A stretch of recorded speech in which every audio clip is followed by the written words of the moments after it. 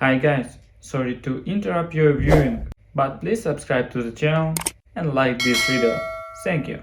It was one of those sticky summer afternoons where the air feels heavy with heat and nostalgia, where everything smells like grilled corn, cheap beer, and sunscreen, and people pretend like things are just fine because they've decided it's easier that way. My family was gathered in the backyard, exactly like we'd done for decades, folding chairs sinking into grass, paper plates balanced on laps, kids running in circles, and everyone trying a little too hard to laugh a little too loud. But beneath all that clatter and forced cheer, I could already feel something simmering under the surface, something off, something rotten wrapped in a smile. And it didn't take long for it to rise to the top. Eric, my brother, stood up like a man about to give a damn acceptance speech, with that cocky little half-smirk he always wore when he thought he was about to impress someone, or more accurately, when he thought he was about to take something that wasn't his and get applauded for it. He raised his beer bottle halfway in the air, the way people do when they're about to make a toast, but his words weren't celebratory. They were surgical, calculated, and disgustingly rehearsed. "Mom and Dad decided I should move into your house," he said, loud enough for everyone to hear it, like it was some harmless announcement instead of a blindside. I didn't say anything at first. I just looked at him, not blinking, not flinching, not giving him the satisfaction of watching me panic or stammer or question what the hell he just said. Instead, I picked up my glass, white wine, slightly watered down from the ice melting faster than I could drink it, and took a slow sip. Not because I needed the alcohol, but because I wanted to savor the moment. The moment before the storm. The moment right before his world tilted. "That's funny," I said, calm as a breeze on a quiet lake, because I sold it last week. The smirk melted off his face so fast it was almost beautiful. He looked at me like I'd just slapped him in the mouth in front of a priest, eyes darting around, searching for someone to confirm that I was joking, that I didn't mean it, that I was bluffing. But I wasn't. I reached into my bag, pulled out a small, cream-colored card, and slid it across the picnic table like a poker chip tossed by a woman holding 4 aces. "Here," I said, nodding toward it. "You can give this to your moving truck. That's the new owner's contact information." The silence that followed was brutal. Everyone froze, the laughter died, the silverware paused, the breeze even seemed to hold its breath. Diane, our mother, looked like she'd just swallowed her own tongue. My father looked down at his plate, suddenly fascinated by a piece of overcooked chicken. Eric's hand hovered over the card like he was afraid it might bite him, but eventually, he picked it up and read the name. His jaw clenched, his face turned a shade paler, and for the first time in years, he didn't have a comeback. "And now I want to ask you something. Yes, you sitting there listening to this story. Has your family ever made a decision for you without asking, like your life is a spare bedroom they can assign to whoever's next in line? Have you ever been treated like an accessory, like your boundaries don't matter because someone else needs something more? Have they ever smiled in your face while planning around your back? If you've lived that, even once, I want you to tell me in the comments. I want to know I'm not the only one. But let me take you back, just a little, to the weeks before this barbecue, before this bizarre declaration, before this smoldering little fire turned into an inferno. There were signs, of course. There always are. The subtle shift in tone when my mother called me, asking questions about the house like she was just curious. Was I happy there? Did I ever feel lonely? Did I think I'd ever move out and upgrade someday? Innocent on the surface, but layered with implication.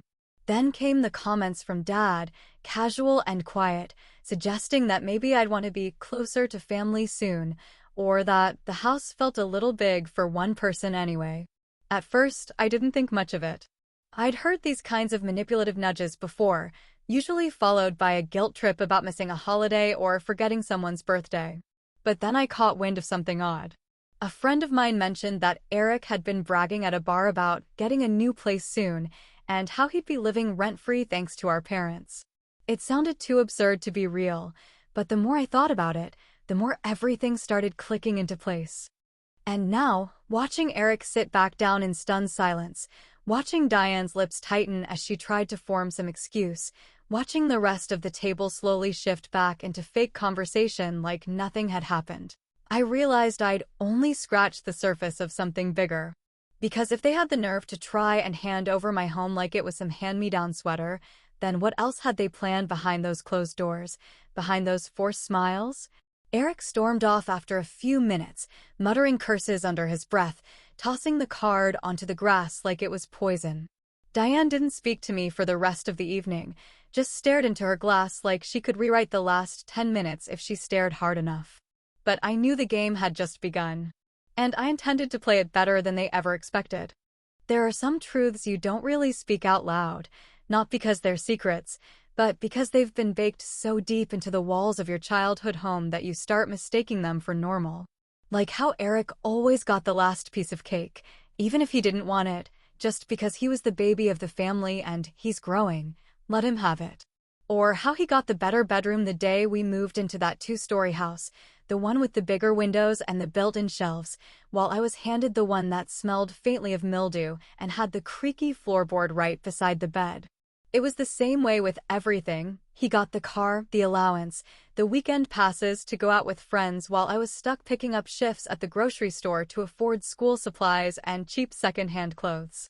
When college came around, he was handed a fully funded education with a dorm room and a debit card that never hit zero, while I was working 2 part-time jobs just to scrape through community college, printing my essays on library computers and living off instant noodles because no one thought I needed help.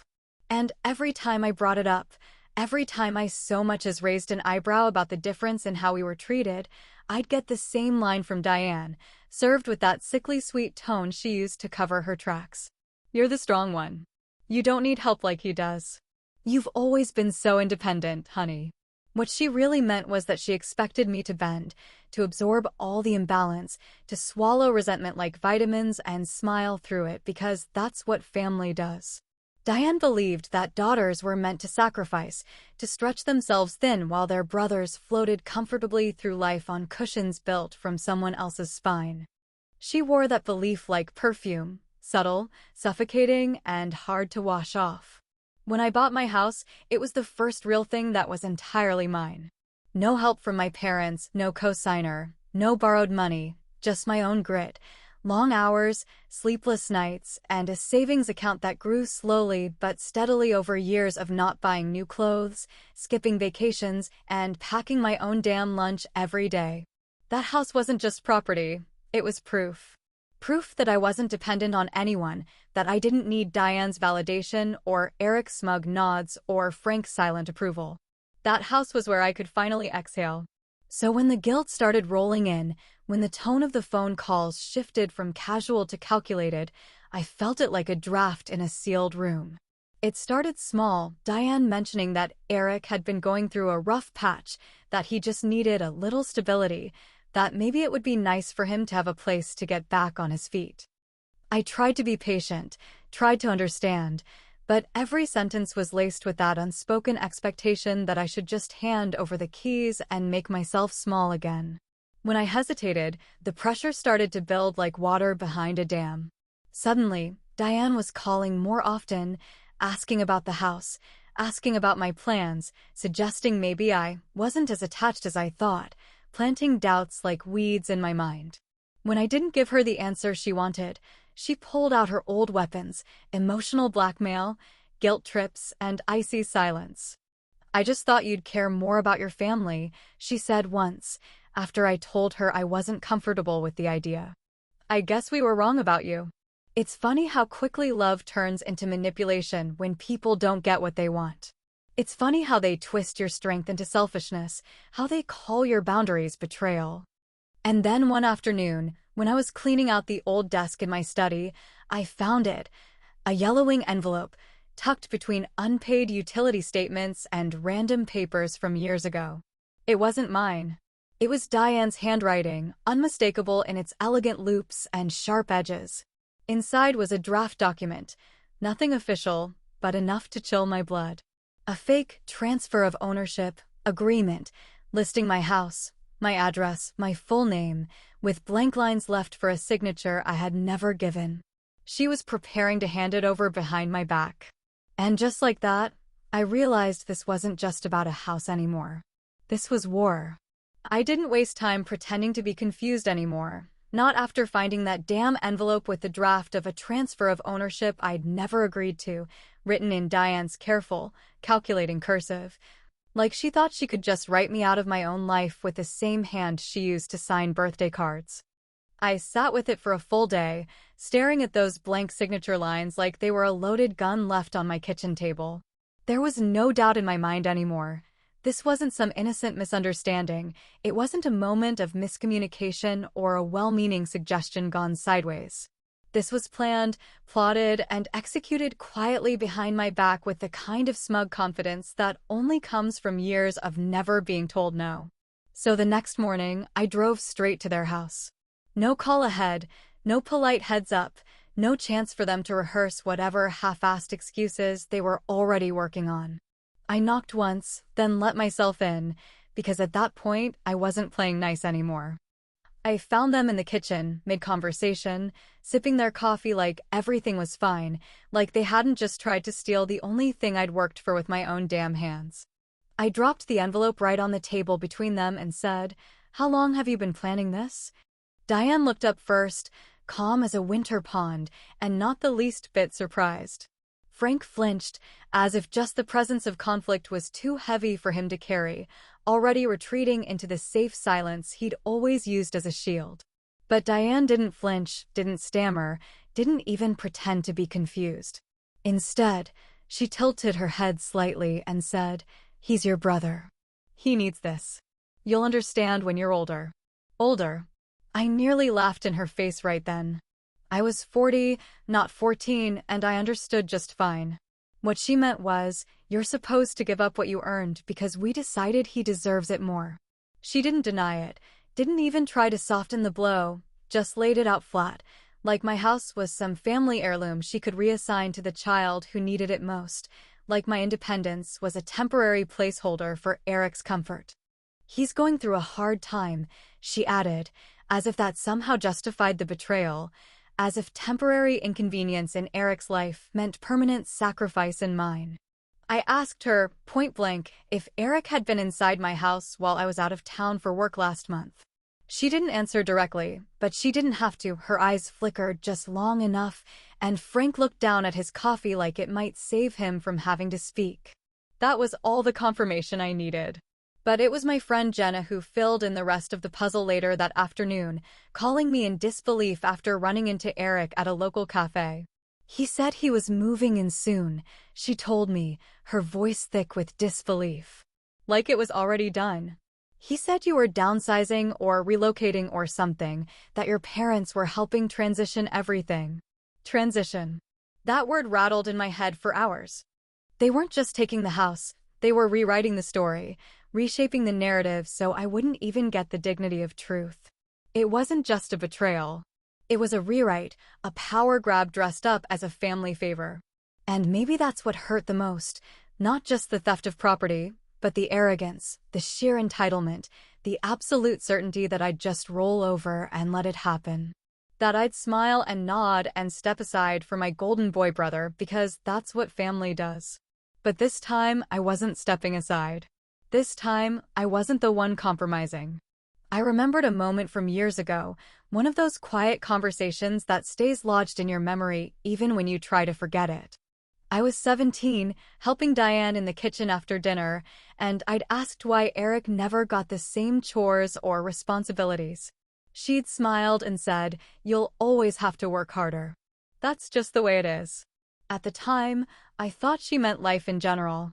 Now I realized she'd meant within this family. Later that evening, I went home, still simmering, and decided to double-check every corner of my house. Something in me just couldn't settle, couldn't rest. And when I walked into my bedroom, I knew I wasn't imagining it. My nightstand drawer was open. Not wide, just enough to be noticeable if you were paying attention. Other drawers too, slightly off-center, like someone had been there, poking around, thinking I wouldn't notice. And then I checked my key tray by the door, the spare set I kept for emergencies. Gone. That's when I knew this wasn't over. This wasn't just a plan. It was already in motion. The first time I met Mr. Conway, I knew instantly that he wasn't just another buyer looking for property on a whim, but someone who could read silence better than most people read spoken words. He stood on my porch with the kind of calm that didn't come from arrogance or a rush, but from someone who'd lived long enough to know that real power never needs to announce itself. His handshake was firm but unassuming, his gaze steady but never invasive, and the way he looked around the house made it clear he understood this wasn't just a financial transaction, it was something deeper, something personal. And I think that's why I trusted him without needing to know too much. He didn't bombard me with offers or try to sweet-talk his way into a deal like some of the others had before him. He simply walked through each room like a man who respected walls that had held secrets and windows that had seen things most people wouldn't talk about at the dinner table. And after the second walkthrough, he turned to me, hands in his pockets, and asked me the simplest, yet most disarming question I'd heard in weeks. "Are you sure you're ready to let go?" He didn't mean just the keys or the bricks and drywall. He meant everything attached to it, the years I spent building that space, the memories etched into the door frames, the battles fought behind closed doors, and the bloodline expectations that came crawling up my walls every time Diane called or Eric smirked like he owned the place. And without hesitation, I said yes. Not because it was easy, not because it didn't sting somewhere deep in the hollow parts of me, but because I knew that holding on to that house would mean holding on to a version of myself I didn't want to be anymore, obedient, accommodating, forever bending so someone else could stretch. The paperwork went through fast. Clean sale. No hiccups. The title transfer was seamless, the legal details tucked away in manila folders handled by professionals who didn't ask questions and didn't care about family drama disguised as property arrangements. The keys were handed over by the end of the week, and just like that, the house that had once been a symbol of freedom and then a target of betrayal became something else entirely, a door I closed without ever looking back. I didn't tell anyone about the sale. Not my coworkers, not my friends, not even Jenna, who usually heard everything first and figured out the rest. I didn't tell because I didn't want it to become gossip or a pity story or even a celebration. I wanted it to be quiet. I wanted the silence to carry the weight of the move. I wanted it to hit like cold water when the time came, and I wanted it to leave an aftertaste that wouldn't wash out easily. Some revenge isn't about yelling or slamming doors, it's about timing, precision, and the clean satisfaction of knowing you made a decision without begging anyone's approval. I thought a lot about something Diane used to say when we were kids, and she'd try to guilt me into doing things for Eric, even when I was exhausted or overwhelmed or just wanted a damn minute to breathe. Family before everything, she'd whisper, like it was some sacred law carved in stone instead of a leash wrapped around my neck.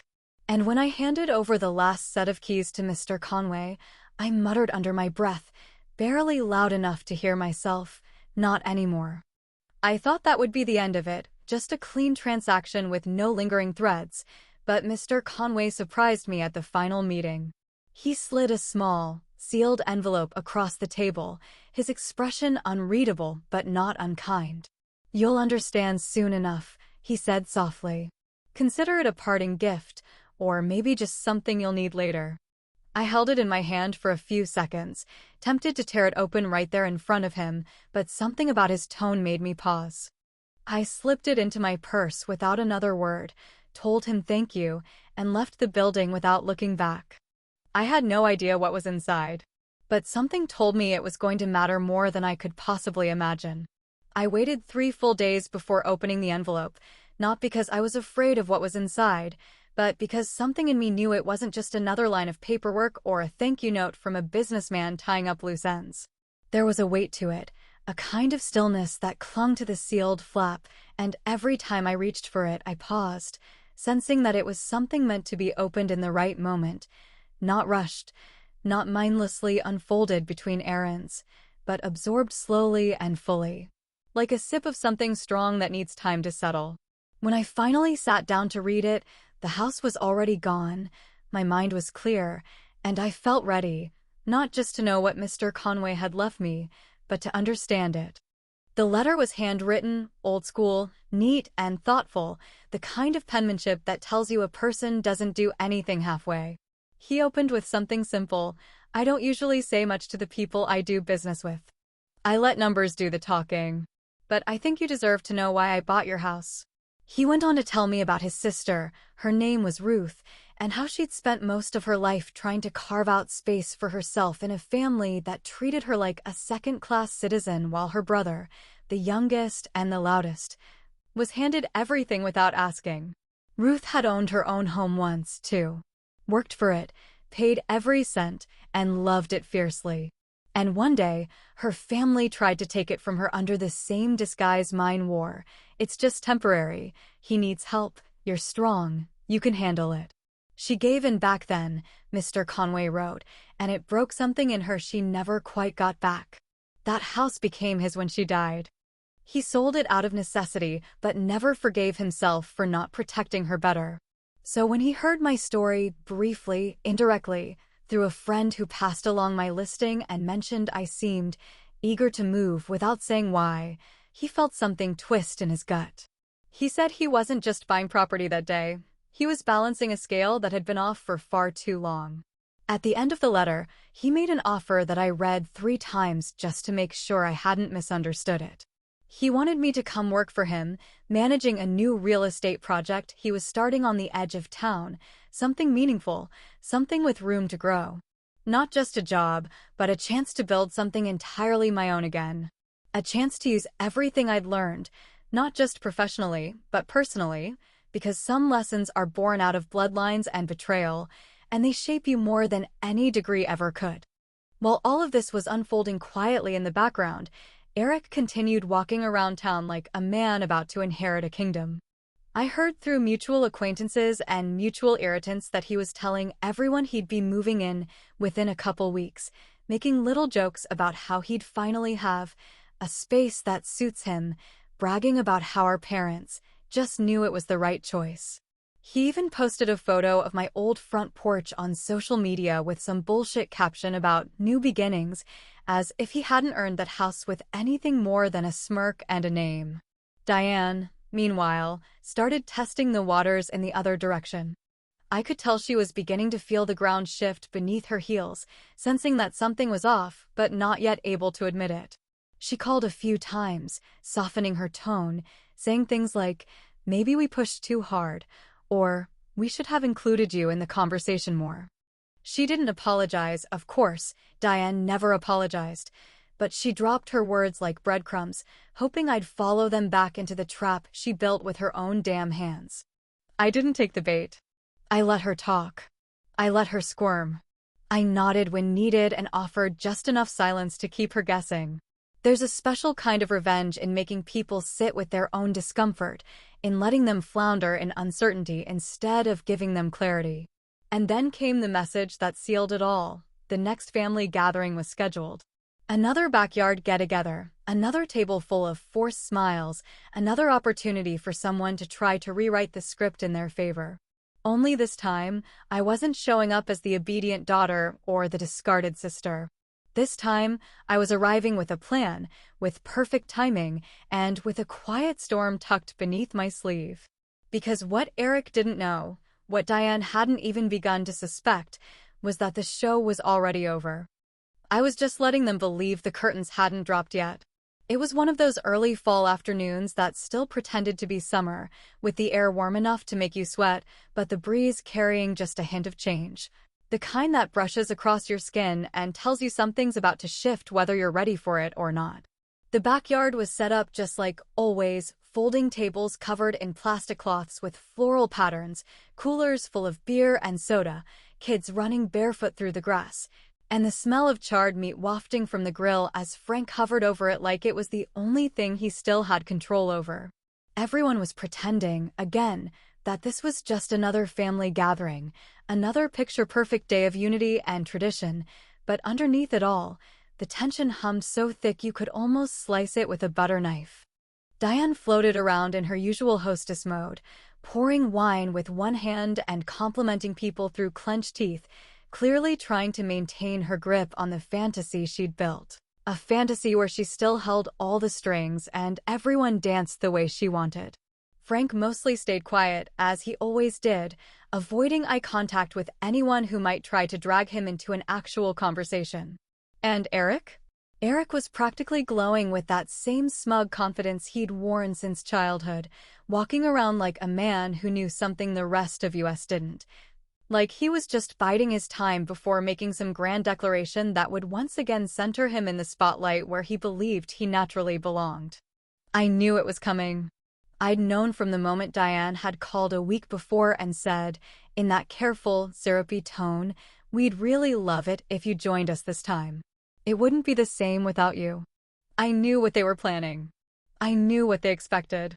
And more than anything, I knew exactly how I was going to respond when the moment came. So I dressed like it was any other Sunday. Nothing too showy, nothing that screamed defiance, just simple elegance, something soft and effortless, the kind of look that made people underestimate you while you quietly plan their downfall. I brought a bottle of wine, made polite small talk, and kept my hands loose and my voice warm, because I wanted them all to feel safe right up until the moment I pulled the rug out from under their feet. And then it happened, just as I knew it would. Eric stood up, beer in one hand, fork in the other, acting like he was delivering a toast at his own damn coronation. He smiled that infuriating smile of his, the one that always meant he was about to say something entirely self-serving while pretending it was for the good of the family. "Well," he said, raising his voice just enough to quiet the nearby chatter, "Mom and Dad said I should move into your house. It's better for the family, you know? Makes sense, really." I didn't blink. I didn't gasp. I didn't even look at Diane, whose eyes were locked on mine, waiting for my reaction like a director watching her scene unfold. Instead, I reached for my wine glass, took a long, slow sip, and then set it down with the calmness of someone who's already lived this moment 1,000 times in her mind. "That's funny," I said, my voice steady and just loud enough for everyone to hear, because I sold it last week. You could have heard a pin drop on the grass. Eric froze, blinking like he didn't understand the words I'd just said, as if I'd spoken in a language he'd never heard before. Diane's fork slipped from her hand and clattered against her plate, sharp and awkward in the silence. Frank's eyes went wide, and for the first time in years, he looked like he might actually speak, but nothing came out except a breathy little wheeze that made him reach for his drink instead. I didn't wait for Eric to ask anything. I calmly reached into my bag, pulled out a small cream-colored card, and slid it across the table toward him, slow and deliberate, like a dealer laying down the final card in a game he didn't even know he was losing. He picked it up with trembling fingers, read the name, Mr. Conway, and I watched the color drain from his face in real time. I didn't need to explain who that was. I didn't need to say another word. His expression told me everything I needed to know, that he knew he'd been blindsided, that he understood he wasn't walking into a house, he was walking straight into his own failure. "The new owner should be in touch soon," I said, lifting my glass again. "Maybe he'll let you mow the lawn." And just like that, I stood up, smoothed my dress, and walked away, not in anger, not in triumph, but in peace. The kind of peace that only comes when you've chosen yourself over the people who kept trying to rewrite your life like you were just a footnote in their story. I didn't look back. I didn't need to. Because sometimes, the most powerful thing you can say is nothing at all.